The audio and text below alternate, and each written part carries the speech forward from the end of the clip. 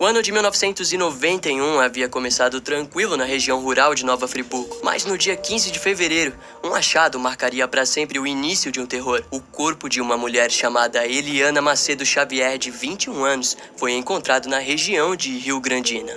Sua perna estava quase que completamente devorada pelos animais silvestres. A cena do crime chamava a atenção, pois os seus documentos foram encontrados ao lado do seu corpo junto com um crucifixo de madeira, uma carteira de veludo preta e sua própria calcinha rasgada.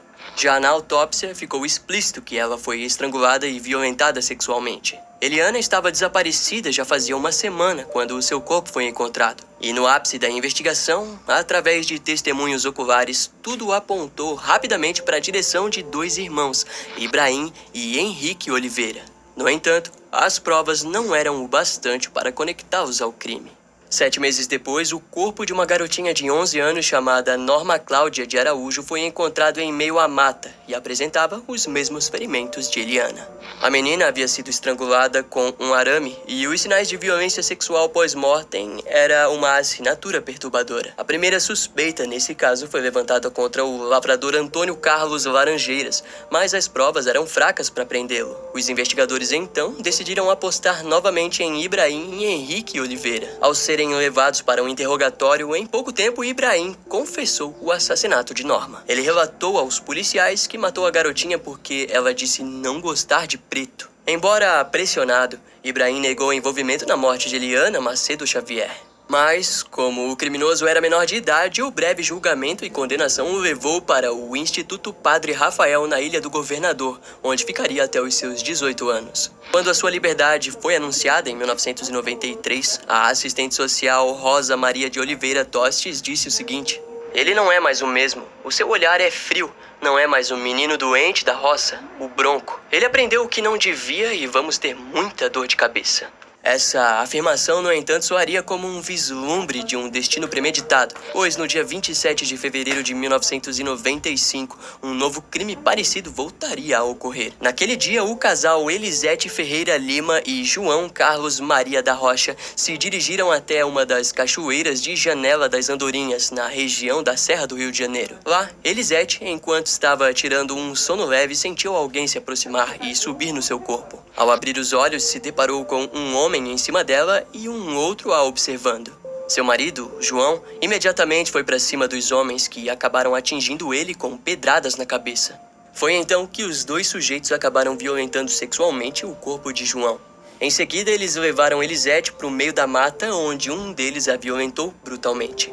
E em meio ao ataque, ela viu que o outro pulava de alegria com a situação, até que, em algum momento, aproveitando da falta de atenção dos agressores, Elisete acabou fugindo e pulou um muro de mais ou menos 2 metros. Ela acabou sendo socorrida por moradores que passavam pela região e levada para o hospital, onde relataria o evento para as autoridades. Com isso, os criminosos em pouco tempo foram identificados como, de fato, sendo Ibrahim e Henrique Oliveira. A população, revoltada, foi até a casa da família Oliveira, onde atearam fogo no local.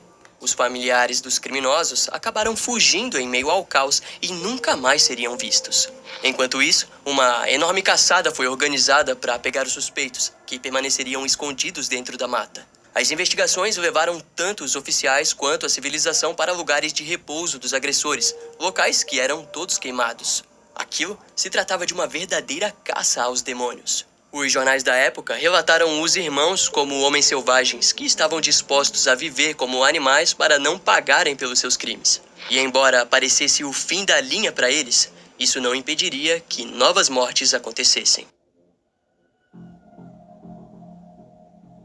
Um pouco mais de um mês após a caçada ser iniciada, no dia 1º de abril de 1995, os moradores encontraram o corpo sem vida de Vera Lúcia Damasceno estilhaçado em uma área isolada da floresta.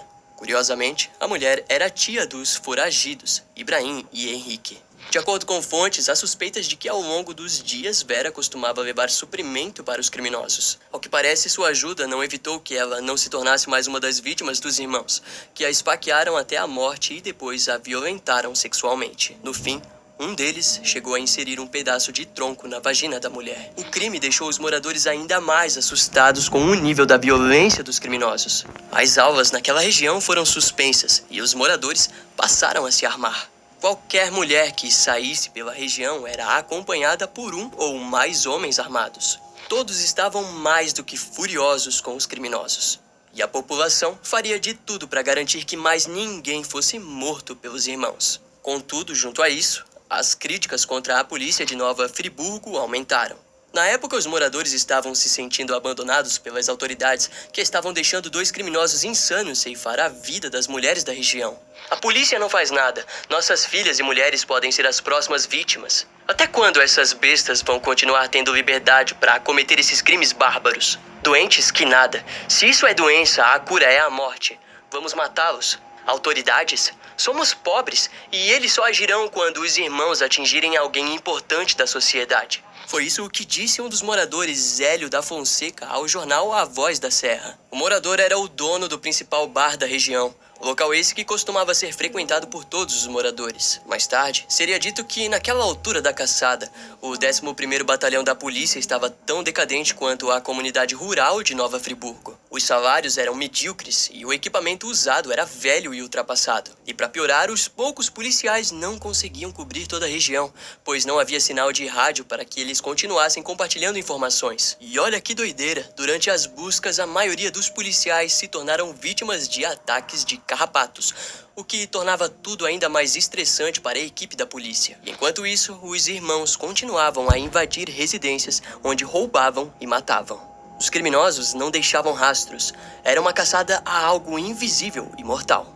No dia 17 de maio de 1995, o corpo de Odete de Carvalho, de 56 anos, foi encontrado em sua própria residência. A mulher foi morta a golpes de foice e foi violentada sexualmente. O marido da vítima, José Lapa, ficou extremamente enfurecido com a tragédia e pegou sua arma para caçar os criminosos pessoalmente. Porém, a sua caçada foi inútil e desesperadora. Então, em junho de 1995, o prefeito de Sumidouro entrou em contato com o secretário de Segurança Pública do Estado, Newton Cerqueira. O homem estava preocupado com a gravidade dos atos dos irmãos. A solução de Newton foi enviar o próprio BOPE para ajudar o 11º Batalhão de Nova Friburgo. Pois bem, à primeira vista, a entrada do BOPE gerou alívio para alguns. No entanto, quando o coronel Celso Novaes chegou na zona rural e pediu para que os moradores se desarmassem para evitar tragédias, o povo reagiu de forma negativa. Pior ainda foi quando a guarda municipal passou a interditar casas abandonadas pelas famílias que fugiram da região com medo dos criminosos. Os moradores que continuaram no local alegaram que era injusto e desumano a força policial destruir a moradia de famílias que demoraram para erguer suas casas. A atitude das autoridades foi tão intensa que relatos de racismo vieram a ocorrer. De acordo com as fontes, a pressa para capturar os criminosos era tanta que qualquer dupla de homens negros caminhando juntos já era motivo para que eles fossem parados e rendidos. Por outro lado, o BOPE estava com cães farejadores para apoio na caça, mas logo passaram a se estressar com os criminosos, que espalhavam o sangue de suas vítimas pelo corpo para evitar que os cães os farejassem. Fomos treinados para combater bandido em favela e não na floresta.